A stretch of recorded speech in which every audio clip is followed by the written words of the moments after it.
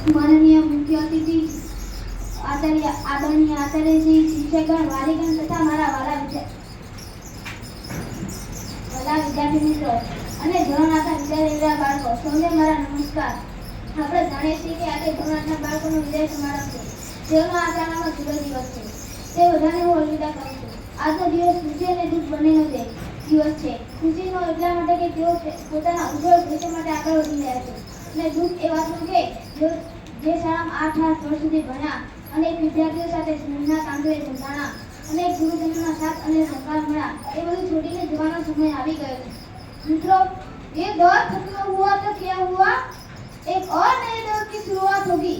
ये दौर खत्म हुआ तो क्या हुआ, एक और नए दौर की शुरुआत होगी. इसमें भी कुछ और बात थी, उसमें भी कुछ और बात होगी. મિત્રો, હું તમને એટલું જરૂર છે કે મહેનત એક આદત બની જાય ને તો સફળતા એક મુકદ્દર બની જાય છે. તમારા લક્ષ્ય અને સફળતાને પ્રાપ્ત કરવા માટે આ શાળાના શિક્ષકોએ પોતાનું હૃદય વેડ્યું છે.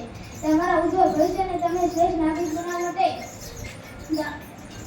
8 વર્ષ સુધી સખત મહેનત કરી છે.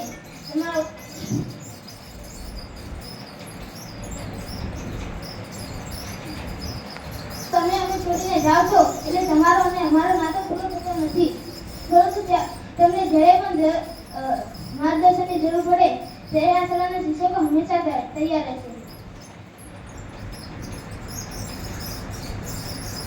મિત્રો,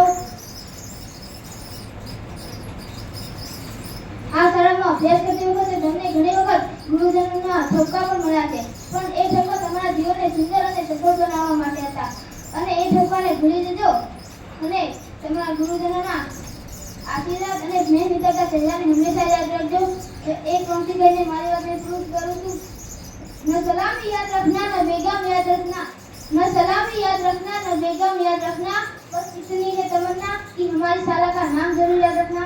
आभार, धन्यवाद, जय हिंद, जय भारत.